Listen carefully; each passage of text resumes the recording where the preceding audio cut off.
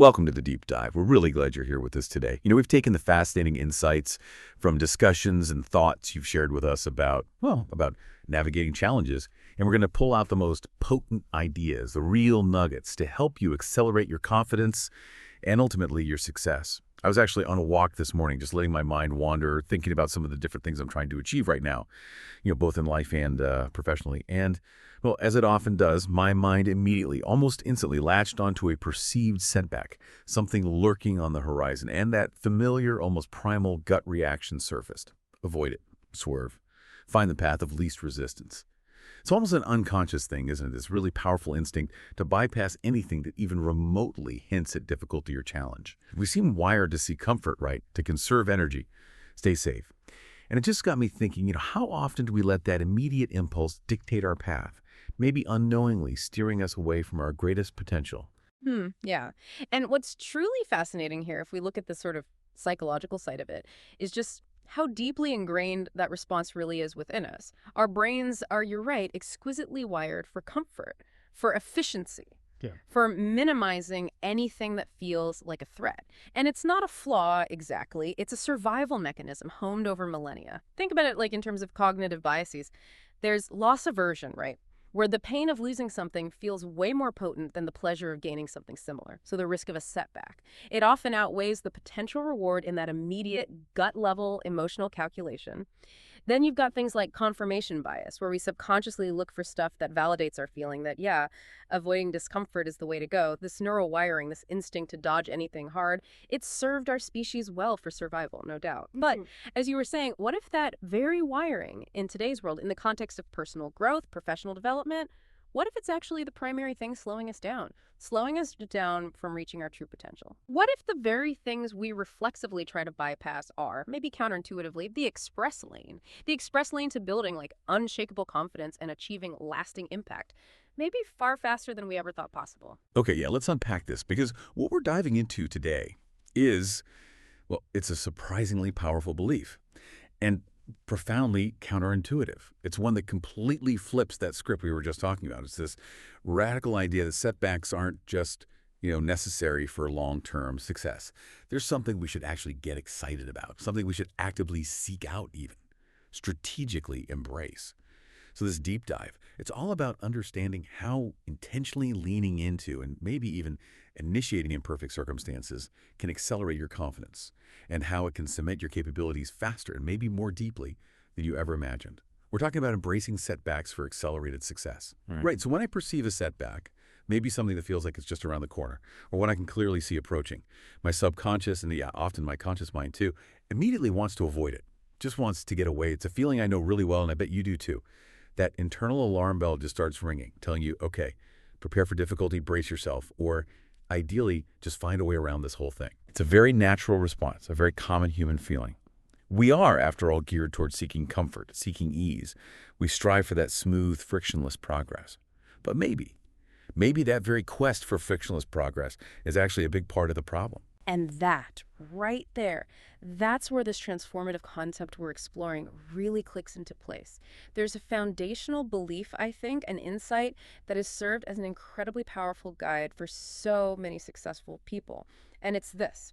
Setbacks are not just a possibility, they are absolutely necessary for long-term success. Full stop. This isn't just a catchy phrase, not some platitude you stick on a motivational poster.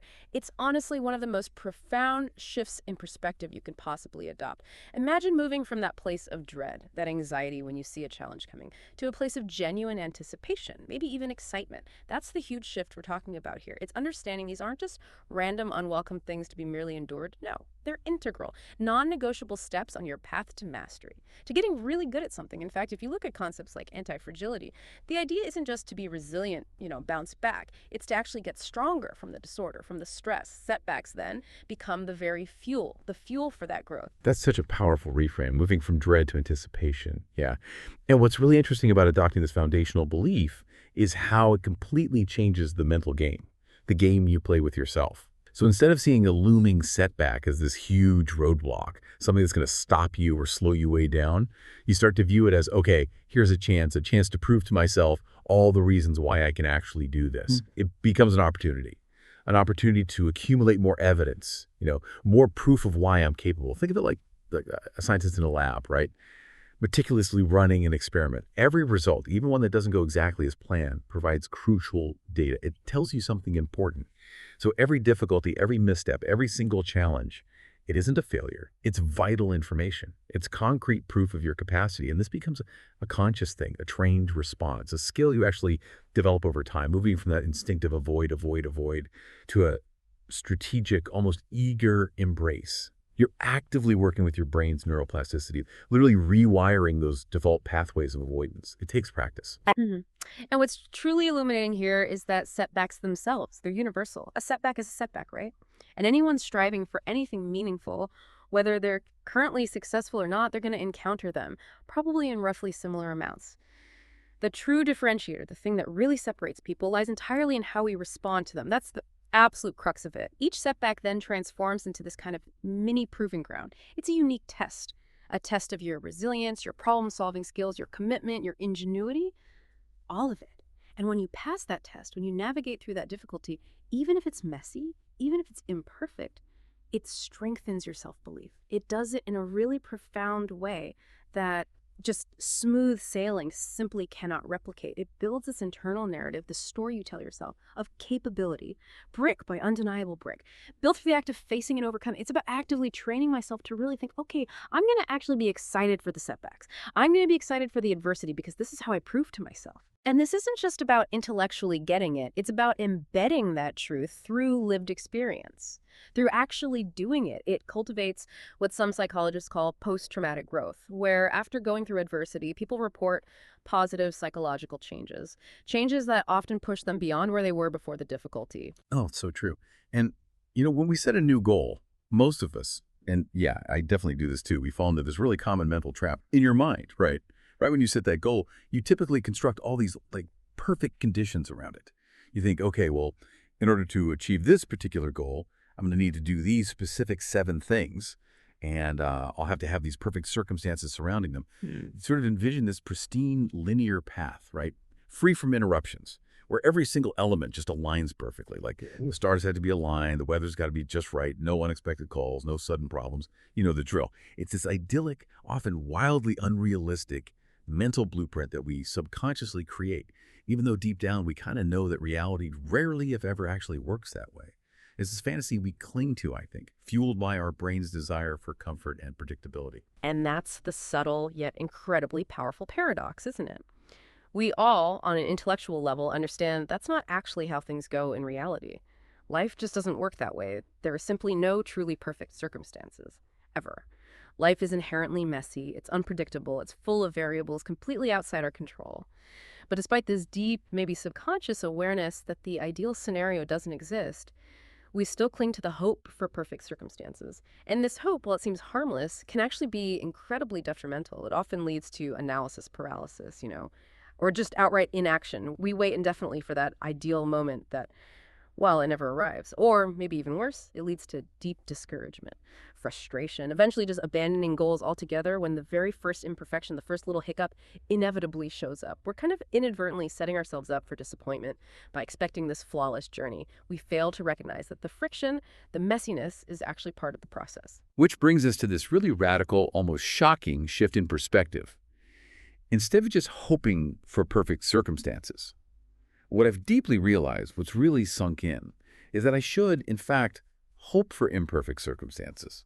And maybe even more than that, I should strategically seek out imperfect circumstances and do it faster, proactively.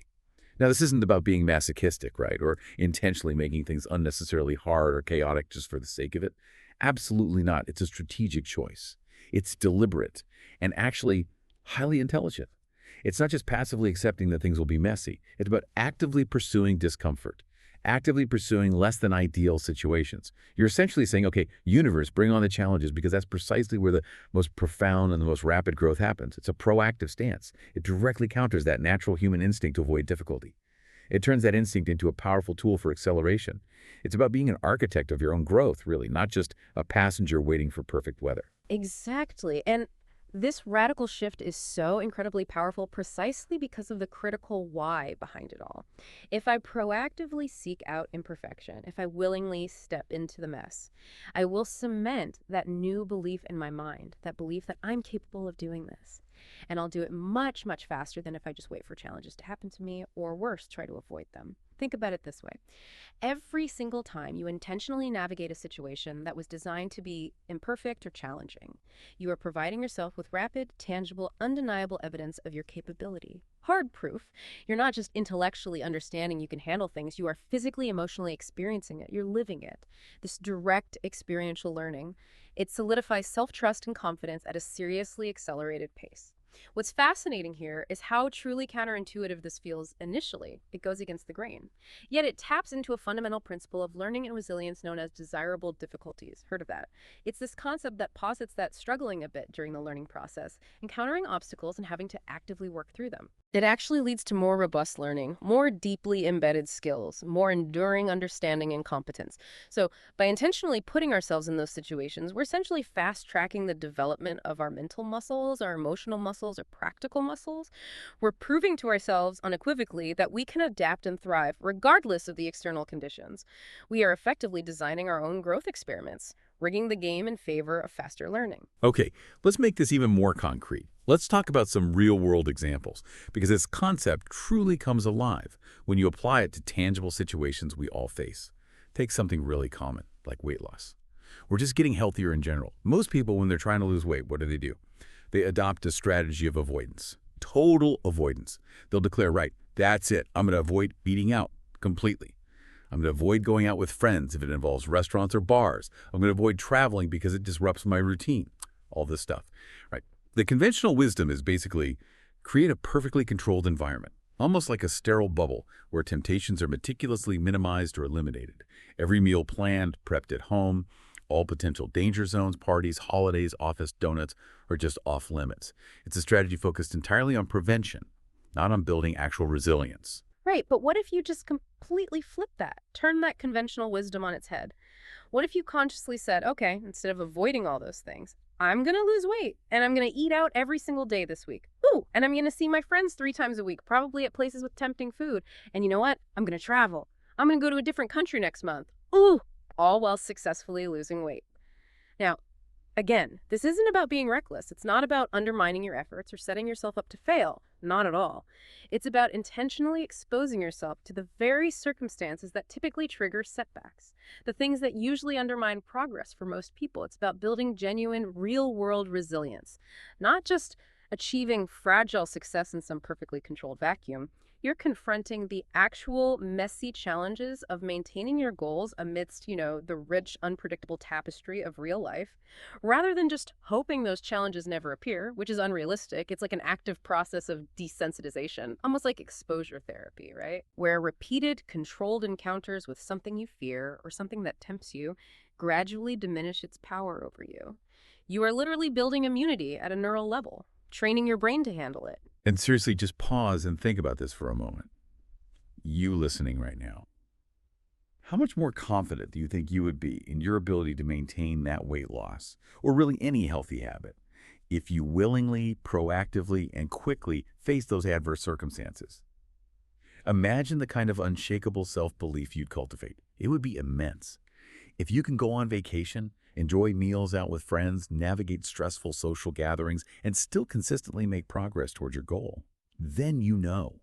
You know deep down, without a shadow of a doubt, that you possess the internal discipline. You have the practical strategies. You have the mental fortitude. You know you can maintain your healthy habits anywhere, anytime, because you've proven it. You've proven it to yourself, not in some perfect, easy scenario, but in the most challenging ones, the real ones. Exactly. And this connects so powerfully to that idea of building true immunity, like genuine resilience. If we accept that short-term setbacks are actually what create long-term sustainable success, then actively seeking them out will generate that long-term success and the immunity to feeling overwhelmed or derailed by those situations ever again. And it will do it much, much faster than trying to avoid them. It's like a vaccine, really, a vaccine for your willpower and your self-control.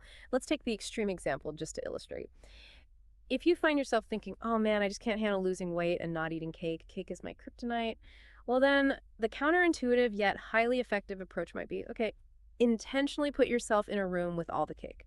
Now, again, this isn't about giving in and eating it all. No, it's about controlled exposure. It's about practicing saying no or not right now, or maybe just a small piece when the temptation is right there, staring you in the face at its absolute peak.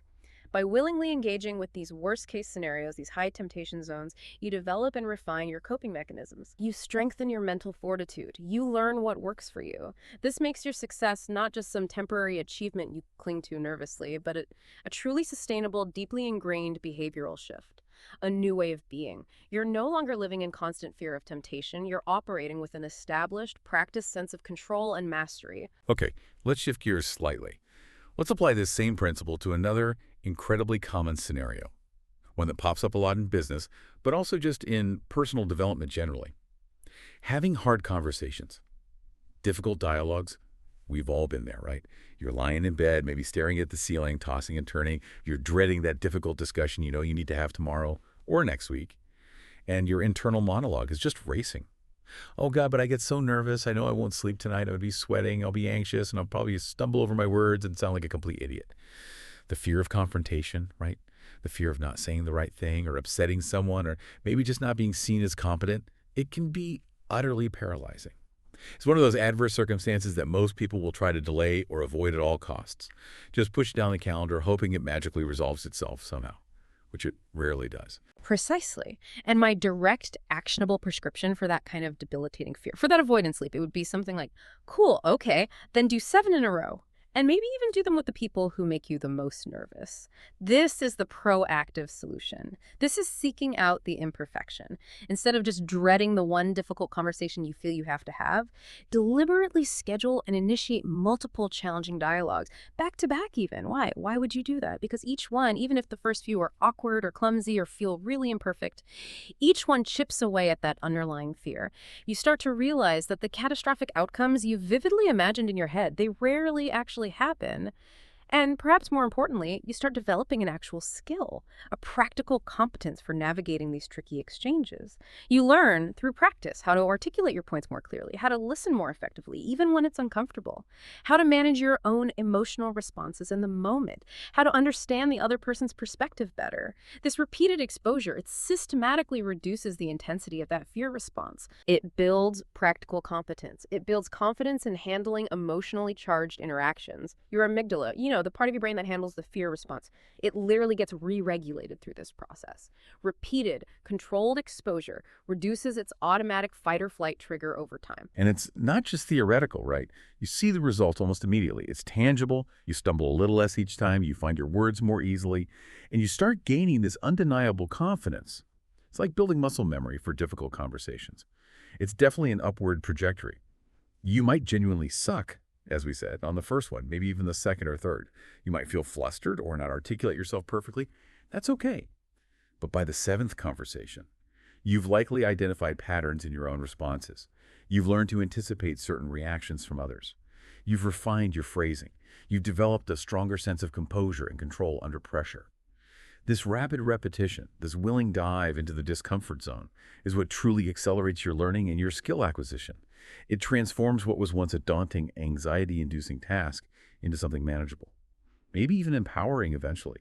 You build this practical toolkit, this set of skills for navigating tough interpersonal challenges. Absolutely. And let's consider maybe one more specific for this example. The almost universal challenge of excelling at presentations. Public speaking. I vividly recall a situation working with a director who was, exceptionally competent in her actual role, incredibly adept at her day-to-day responsibilities, managing her team, getting results. But she was, quite frankly, terrible at presenting, just really struggled. Her knowledge base was vast, unquestionable, but her delivery was severely hindered by significant anxiety and, well, a pronounced lack of polished practice. She just avoided it. So this was a clear, critical area that was ripe for accelerated development. It was becoming a bottleneck in her potential career growth. Right. So what was the strategic approach there? Because, again, the typical response for most people in that situation, maybe even for her initially, would be to minimize presentations, right? Mm-hmm. Only do them when absolutely necessary. Try to delegate them, which, of course, just prolongs the discomfort and massively delays any real skill acquisition. Precisely. Avoidance was her default. So the solution I proposed was direct, And importantly, very counterintuitive to her initial reaction. I said, cool, okay, understood. We're just going to do one presentation every 2 to 3 weeks until you get great at it. Simple as that. Volume. Her immediate and totally understandable response was something like, wait, what? Why on earth would I do that? That sounds absolutely awful. The natural inclination, driven by that hardwired avoidance of discomfort we keep talking about, was to shy away from more exposure, not actively amplify it. So we had to explain the deeper strategy behind it, the why. We started small, obviously. Internal team meetings first. Low stakes, then maybe department-wide updates, then cross-functional project readouts, gradually, systematically increasing the stakes, increasing the audience size.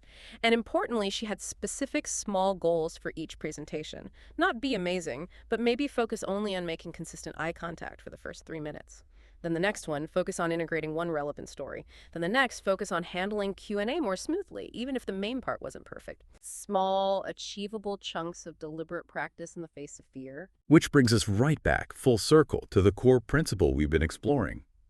Why would you engage in practice, maybe rehearse alone, but not then strategically set yourself up to learn faster, fail faster in a safe-ish way, and therefore accumulate the actual skill faster? It's about intelligent, strategic discomfort, purposeful imperfection. If you know you need to improve a particular skill, presenting, negotiating, coding, whatever it is, intentionally connect. Create the conditions for rapid, repeated exposure, even if it means, especially at the start, performing poorly, maybe even publicly. That early thucking phase, as we've kind of bluntly called it, is precisely where the most intense, most valuable learning happens. It's where the growth is forged. You're effectively engineering your own accelerated growth curve by deliberately seeking out opportunities to confront your weaknesses head-on, under controlled or semi-controlled conditions ideally, and transforming them through repetition and feedback into strengths.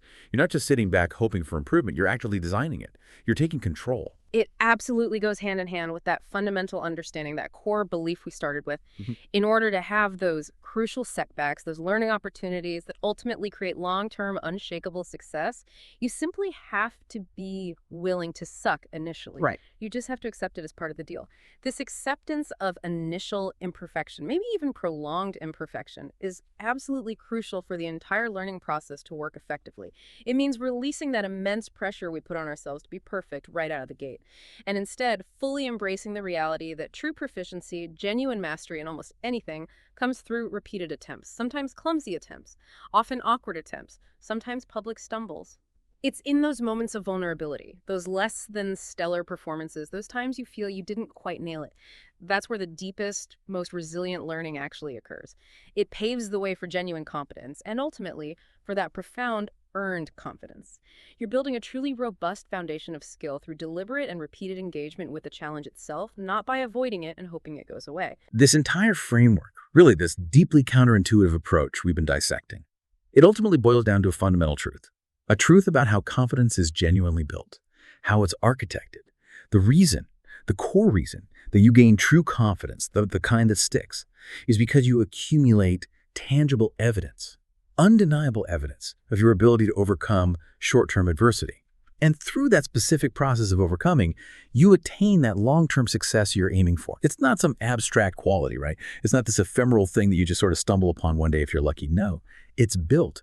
It's constructed on a concrete, undeniable history of successfully navigating through challenges, big and small. Each and every time you face a difficulty, whether it's just a small, irritating hiccup in your day or a significant, daunting obstacle that feels huge, and you actively work through it. You don't just give up or run away. You are essentially adding another solid brick, another piece of proof, adding it to the towering structure of your self-belief, your internal sense of competence. It's a cumulative effect. A growing collection of undeniable proofs that tell you, yeah, I can handle what life or business or my own ambitious goals throw at me.